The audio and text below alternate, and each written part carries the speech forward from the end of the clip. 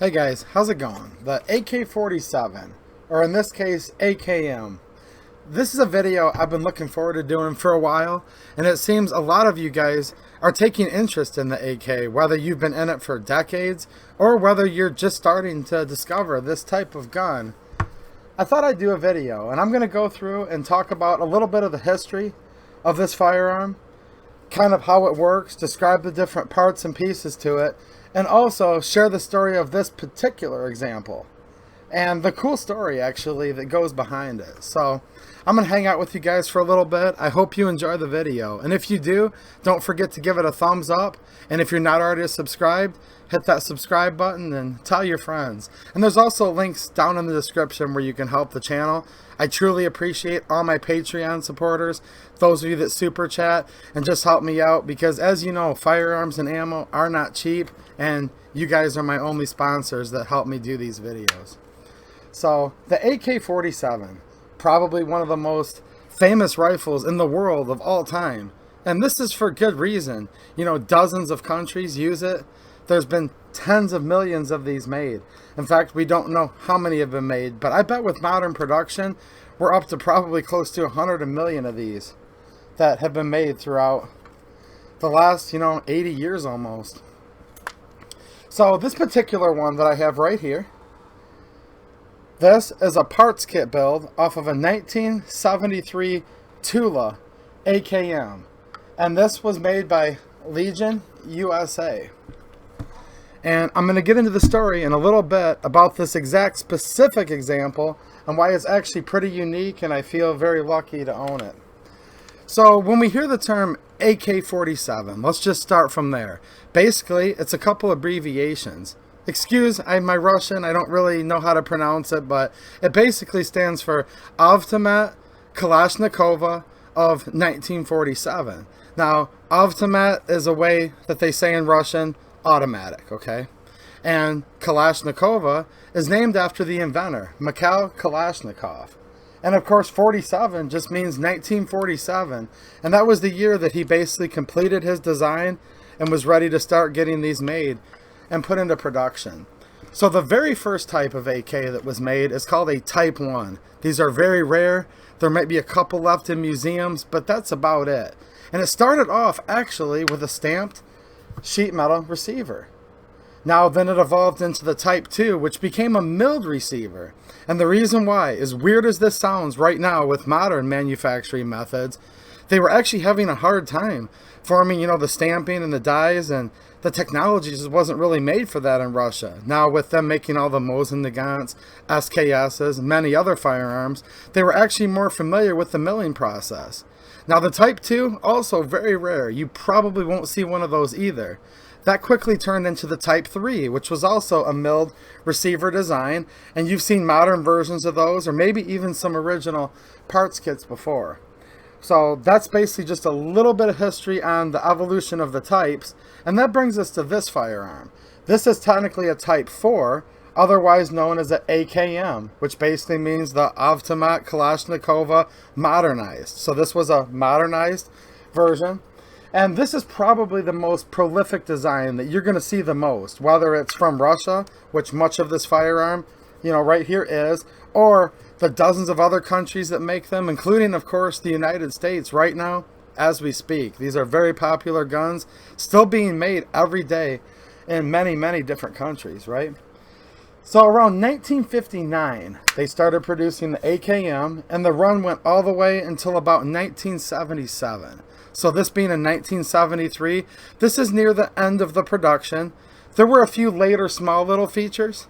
And of course, if you want to know all the intricacies of these, definitely go check out the Misha channel. I'm going to talk about him again a little bit later, but I'll leave a link to him down in the description.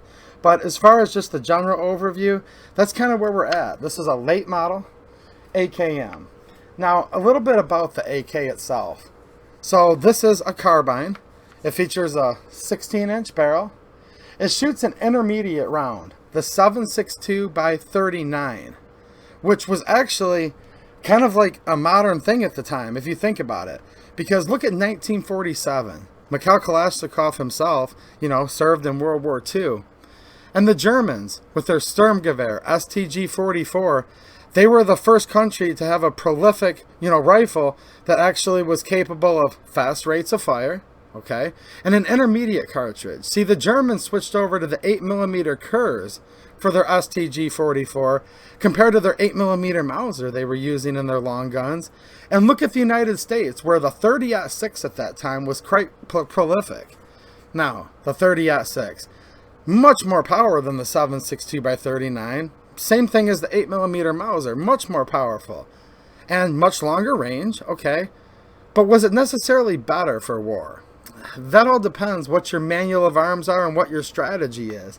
See, the Russians were looking at, the quick assaults that they had, the blitzkrieg that they had, the Germans in World War II, and they started to realize, instead of just carrying 8 rounds of 30-06 in an M1 Garand, like the Americans were, okay, or 5 rounds of 8mm Mauser and a K98 Mauser rifle, for example, they could now take this smaller cartridge and actually fit 30 rounds, which was the standard capacity magazine at the time. Of course, they also later made 40 rounders, 75 round drums, and many other configurations. So it's kind of the whole thing where, yeah, it's not going to reach out like a 30-06, okay, not even a 308 to be fair. However, plenty powerful enough, fire superiority, being able to lay more rounds downrange, became actually the modern tactic of war, and it's actually one that the United States, although they were quite delayed, I must admit, past the Russians, we ended up adopting that whole intermediate rifle cartridge in our 5.56 NATO round later on. So, 7.62x39. There's other variants of this firearm that shoot actually many other calibers, but for this video, we'll just stick with this gun, and this is the classic round that basically started it all in the Kalashnikov platform. So, this particular one, made in the USA, the receiver, with many original Russian parts. This, of course, is going to be a semi-automatic firearm. Unless you have a special occupational taxpayer, stamp, permit. For the most part, we have semi-automatic AKs in the United States, as many of you probably know. So, this is a gas-operated, long-stroke gas piston. That's the operation of this firearm. So basically, when you pull the trigger, the projectile is expelled out of the end of the barrel, out of the muzzle. There's a gas port drilled into the barrel. Gas comes up through what's called our gas block. That's this item right here. The gas interfaces with the front of a gas piston, which is rather long, and it's connected to this bolt carrier right here. So the gas pushes it back. There's a recoil spring that's just underneath this top cover, dust cover, whatever you want to call it. The spring puts the rifle back in motion. Pull the trigger again. The same thing starts all over again. Now you'll see on our gas block, there's a couple vent holes. There's 2 on each side with an AKM. If it was a classic AK-47 or milled, you'd see the gas tube vented. But it's basically the same principle. These are rather overgassed rifles. Not necessarily in a bad way, but this is why they're so reliable, and they've been known to function in cold weather so well.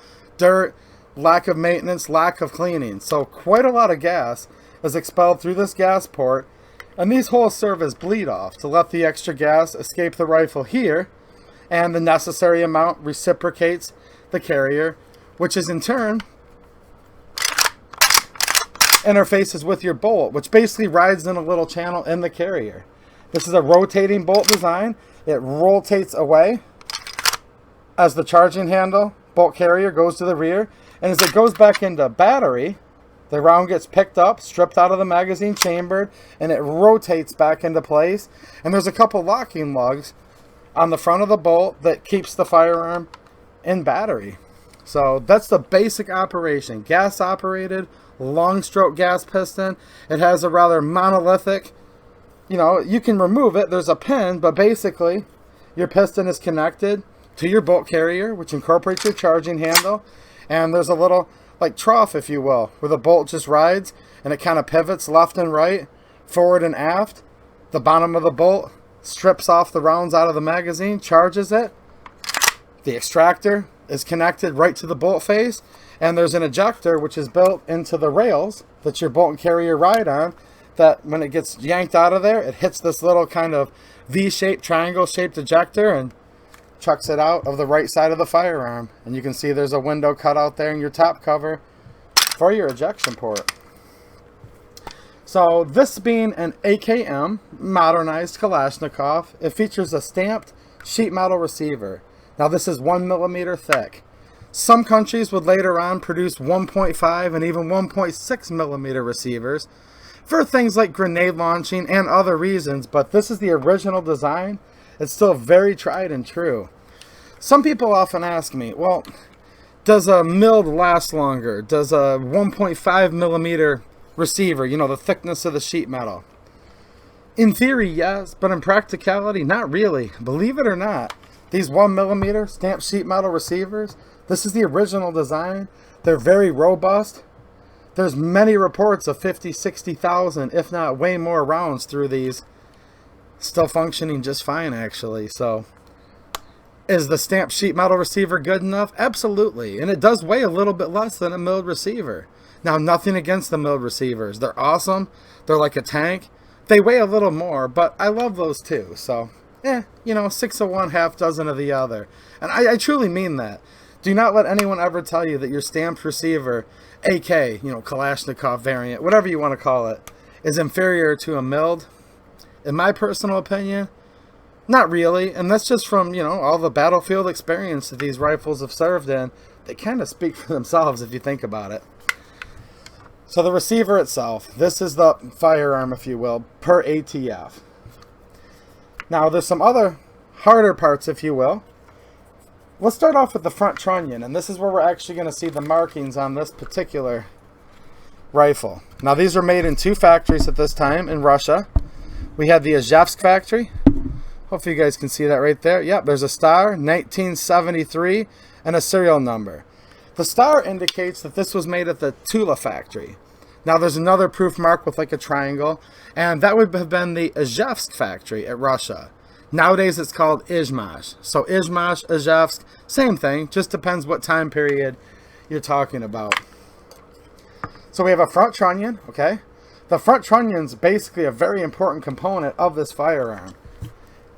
It is connected to the receiver with rivets. We can see 3 rivets, and those are going to be the same on each side of the firearm, okay? Your barrel is going to get pressed in to the trunnion, head spaced accordingly, properly oriented, and there's going to be a barrel pin.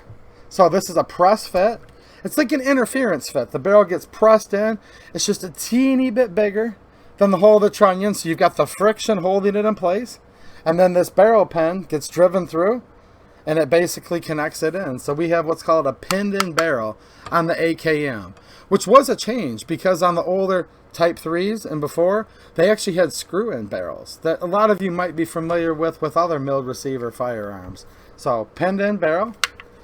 We have our rear sight base, which goes over the barrel and is pinned on.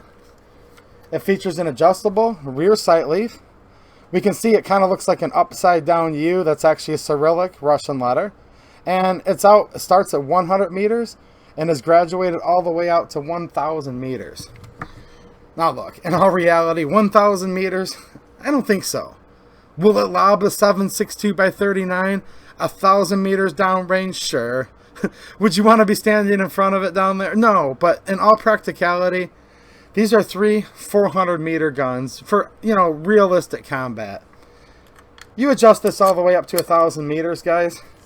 Look at the angle of that sight leaf. It basically comes down to you have to pick a cloud in the sky, okay? Bring the firearm all the way down here. You can't shoulder it anymore. Bring it down underneath your armpit there. Pick a cloud in the sky and keep timing and hope the clouds don't move. And that's how you would maybe kind of sort of attempt to sight it in at 1,000. Hey, I don't know why. Originally the milled receiver guns, Type 3s, etc., they were graduated up to 800 meters, which is a little zealous, but hey, they went up to 1,000. What can I say, right? All right. So the area that your gas piston reciprocates in, right? The gas pressure hits it from the gas block, sends it back. It is housed in what's called our gas tube. So you can see this is a stamped sheet metal part here. And we also have retainers for our upper handguard, okay? In this case, it's going to be wood. I'll go over the stock in just a minute. These are made out of many materials, actually. Hardwood, laminated wood, various types of fiberglass, Bakelite, polymer, all different colors. Go back and watch my old videos. I have a Hungarian AK that actually had blue furniture. Military issue. Go check it out if you don't believe me. It's kind of crazy. So we have our gas tube. We have our lower handguard, which interfaces with the receiver here at the rear. And then in the front, it has a front handguard retainer, which there's a slot cut in the barrel. And there's a little lever here that actually locks that in place. On the left side of our lower handguard retainer, that's where we have our spot to mount a sling. And I do have a genuine era period correct Russian sling attached to this rifle. Let's go back to the buttstock just for a second. You'll see our rear sling swivel here. Wood buttstock. It is connected by what's called the tang of the rear trunnion, right? So there's a screw here that you can see. There's another one in there underneath the top cover that you can't see. And it's basically, again, a friction fit. It's like a little socket on the end of the stock.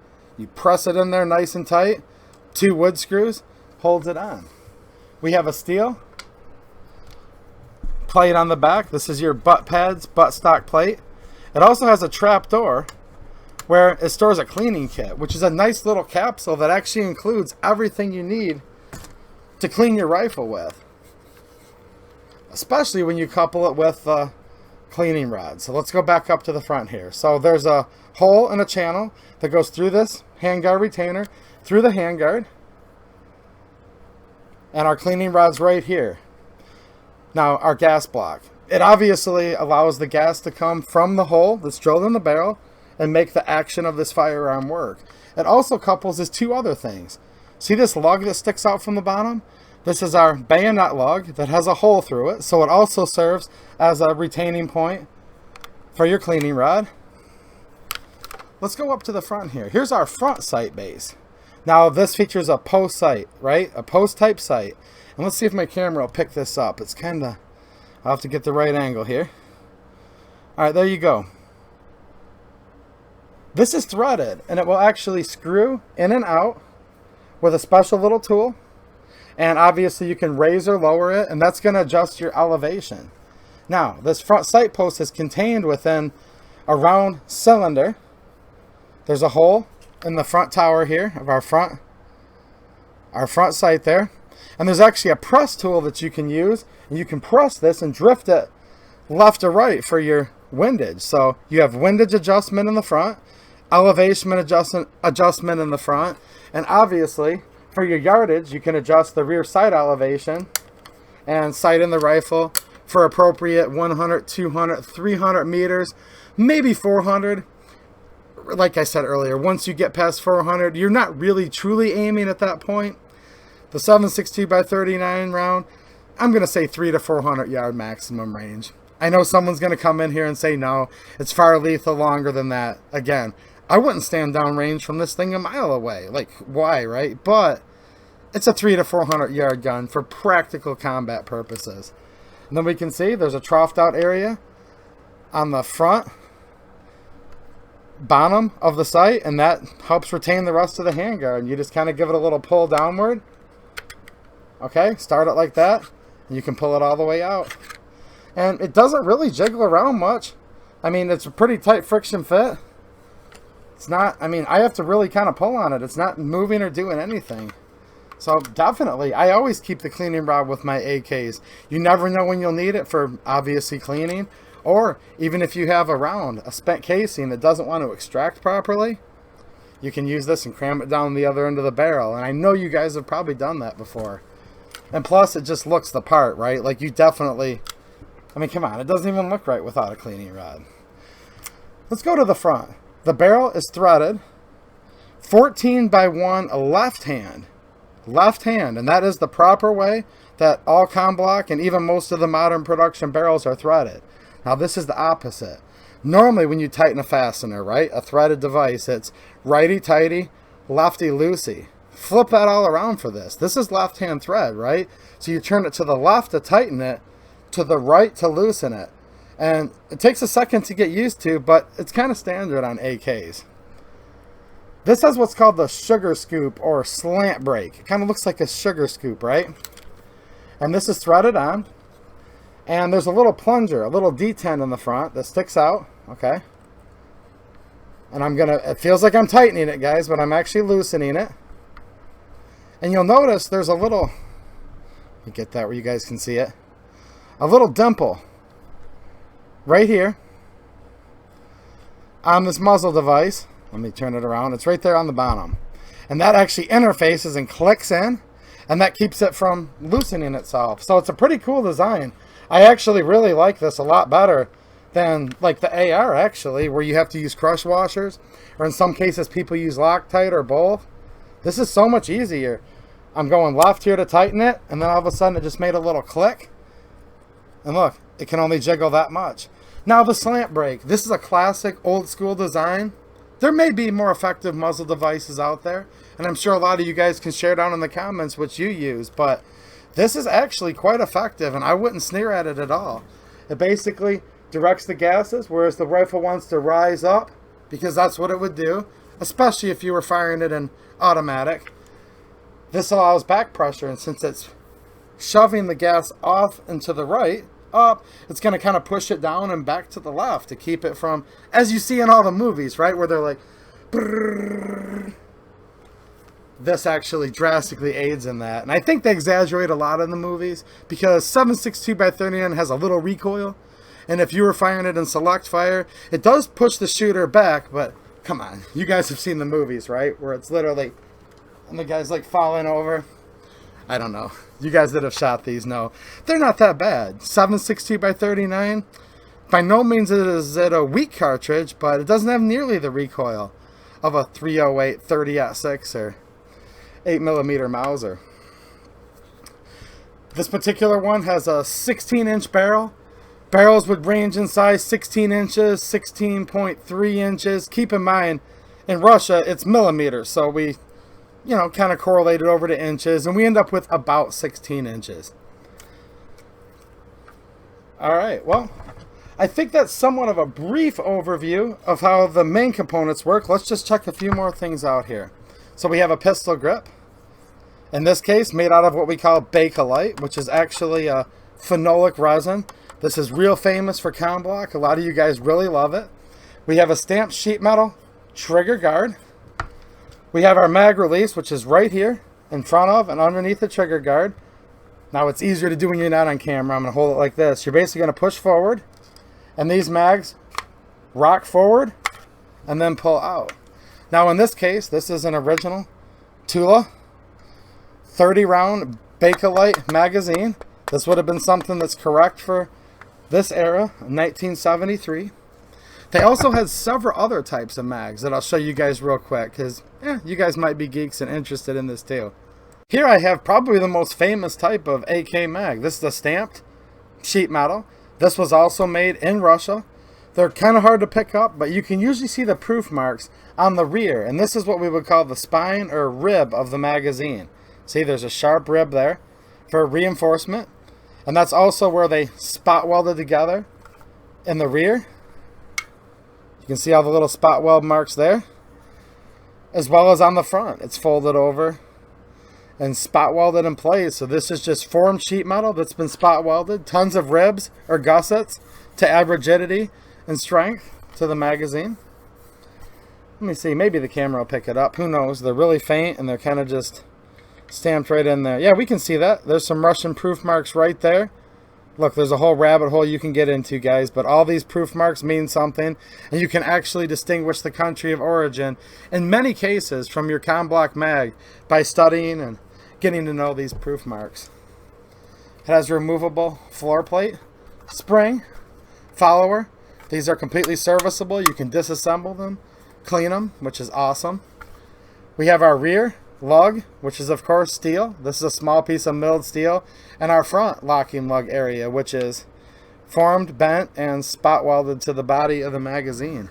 So this is a Russian, also completely correct magazine for this rifle. These have what's called a rock and lock insertion. So you start off with an angle towards the front, Okay, you're going to notice in the front trunnion it kind of interfaces. Let me see how I can get that on camera, guys. Okay, so we just kind of feel it interface there, right? And then we're just going to go to the rear and push up at the same time. Rock and the lock, you hear that click from the mag catch release lever there. So this magazine is now completely inserted.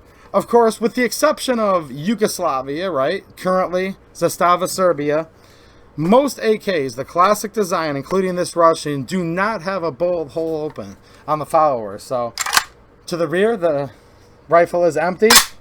It does not hold it open, which is totally fine with me, and that's the original manual of arms for the AK. Here's another magazine.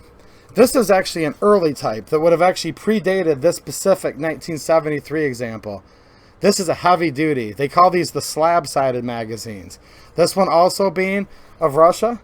It has a proof mark right here on the bottom of the body of the mag. A little bit faint on this one. I have a few more of these where they're more prominent, but this is like a lightly struck Ijevsk mark right there, the triangle.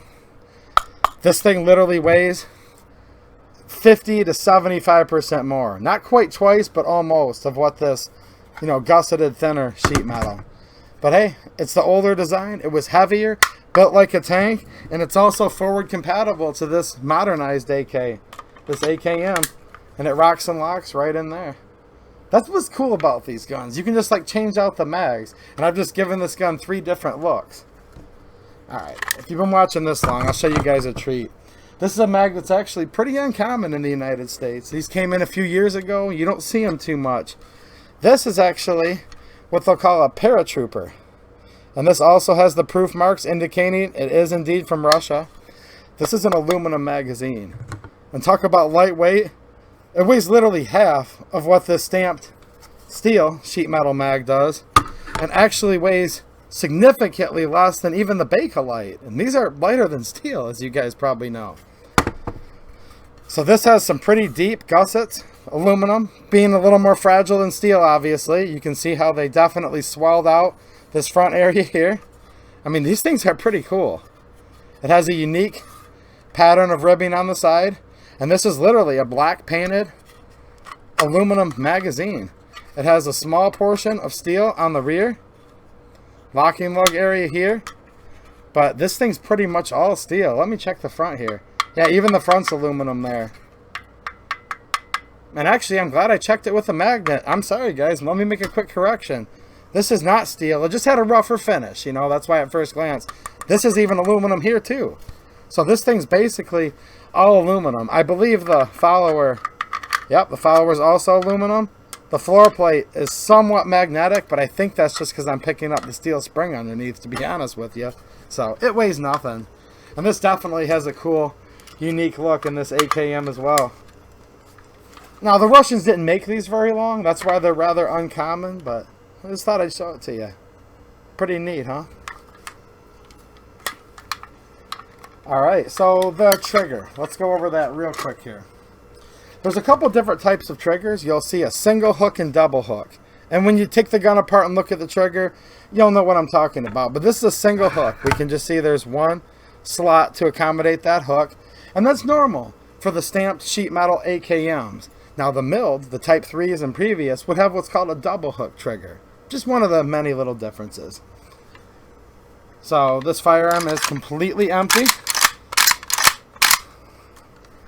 We pull the trigger. This being a semi-automatic, 1 round would go off.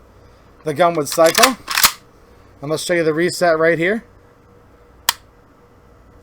Nice. You know, it's an AK. It's not a precision trigger. It's not a marksman's trigger, but I like it. I think the trigger is quite nice on the AK, to be honest with you. A little bit of take up here. Nice, clean, crisp break. Now, this is the selector lever. If you want to call it the safety, that's fine. Call it the safety selector, but this is the selector. In the all the way down position, semi-automatic. Okay, there's 3 positions for this. If you click it up once, one spot. Now, this being a semi-automatic, this is still in semi-automatic, okay? This is just for looks right here. This would have been the full auto. if this was a service rifle, but it's not, so we're still in semi.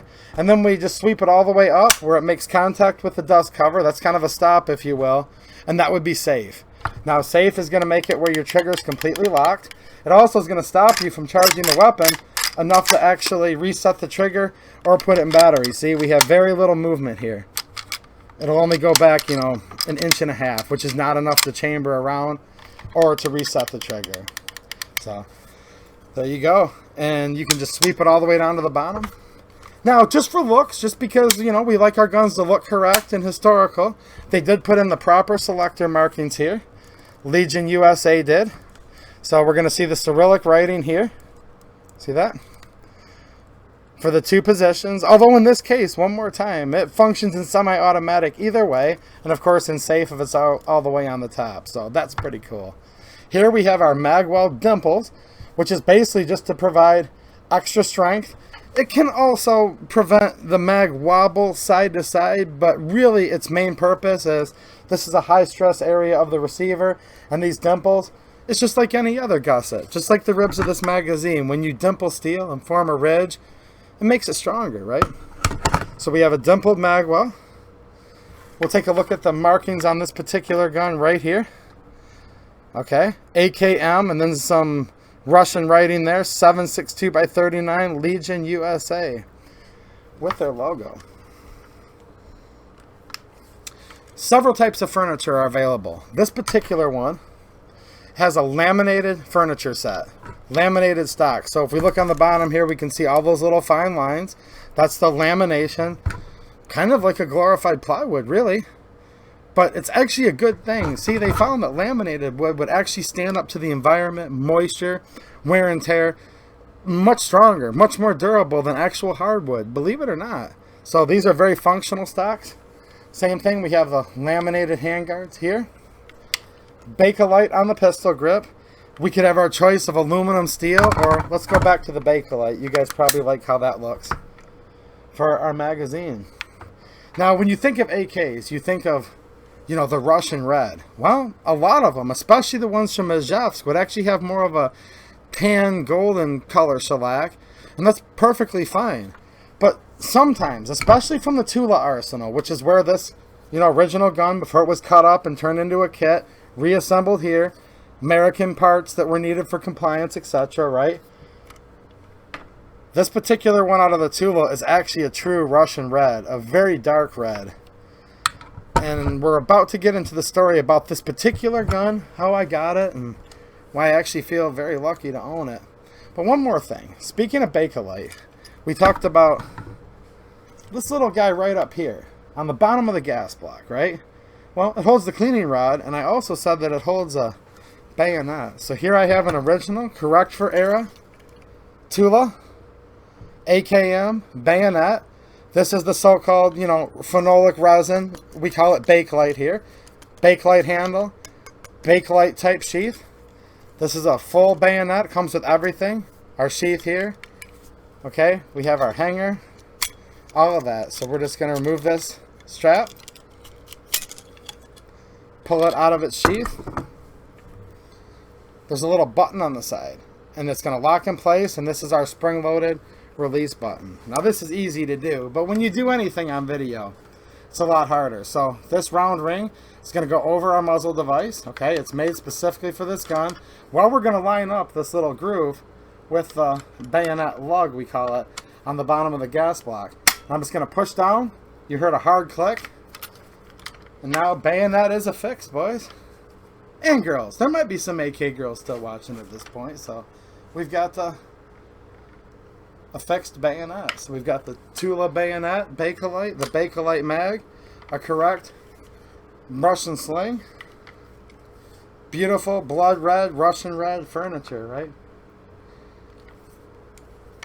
Yeah, I'm really loving it, guys. I love the AK, and I don't know, I thought I'd just kind of do a Russian and give you guys an overall introduction on this. Now, this particular gun, Legion USA. Okay, so they import parts kits in, right, from Russia. Well, at one time they did. Sanctions and executive orders have really messed up almost all of our Russian imports. And that's sad, but that's a topic for another day if you guys are interested. All right. So, look, once a machine gun, always a machine gun. They have to cut up the receivers. They also have to cut the barrels. You can't bring in an original barrel anymore on an AK. But other than that, you know, Russian parts kit. All original parts from Tula, 1973. So, Legion USA. They actually have Russians that I believe are here on, you know, work visas. Russian Americans, whatever you want to call them.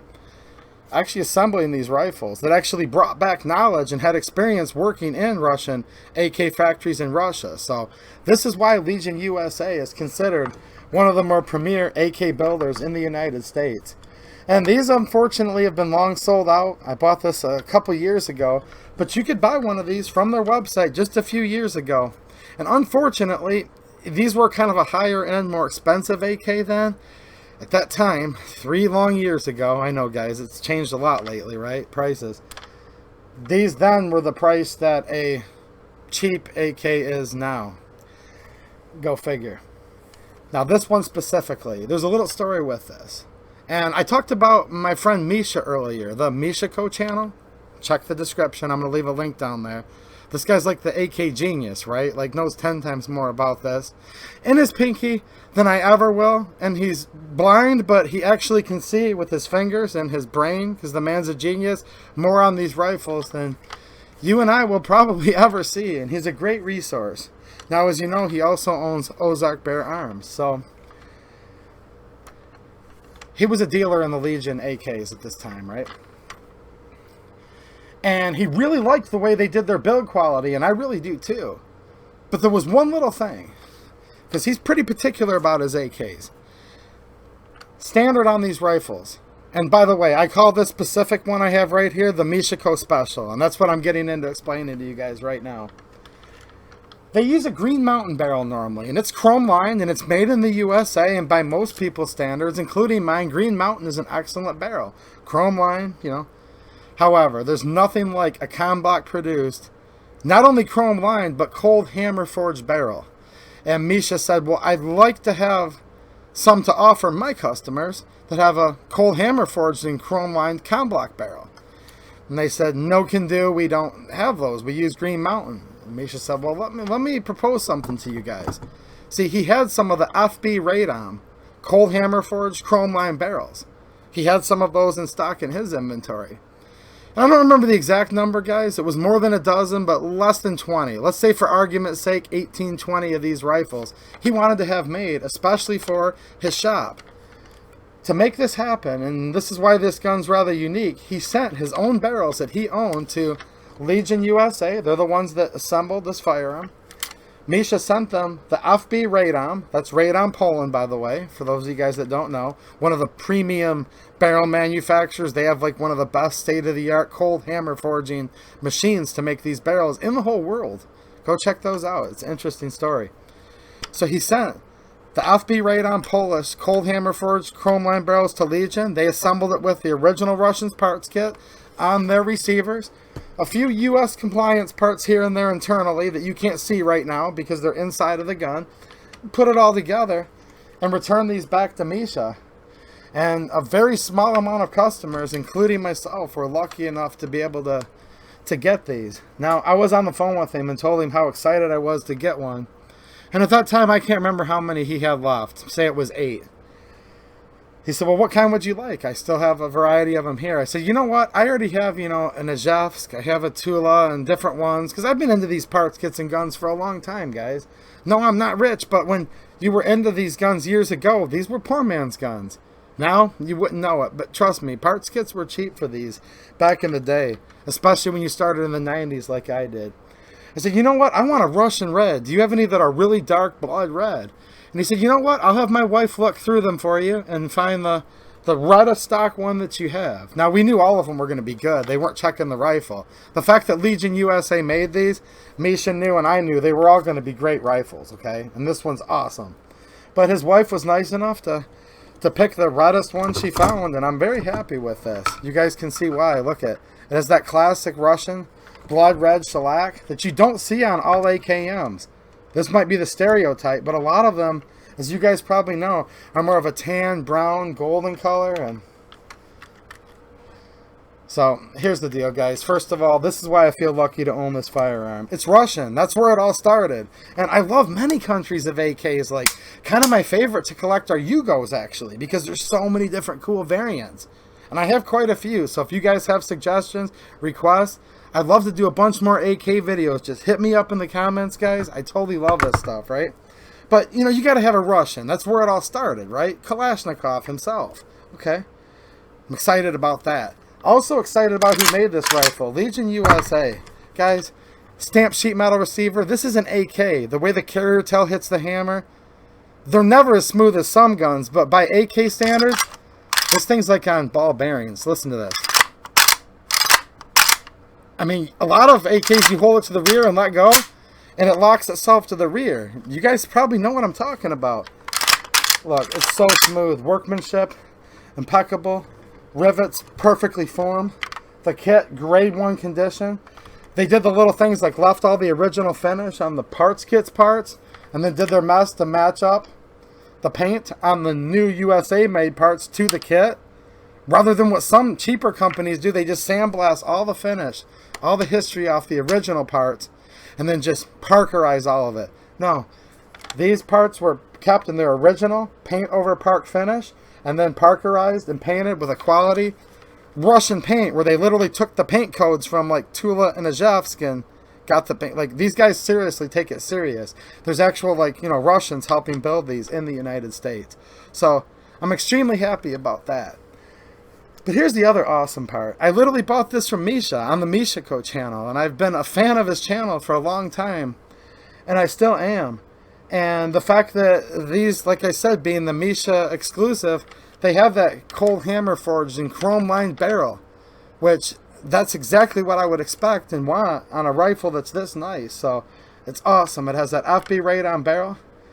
The fact that being a small family business, I was able to support a small business like that, where, again, he was able to take the time to make this deal happen with the manufacturer, which, who even has time to do that? But Misha did that because he wanted some very special rifles, not only for the one that he kept for his collection, but for his customers. And luckily enough, in this case for me, had his wife take the time to pick out a nice blood red stock.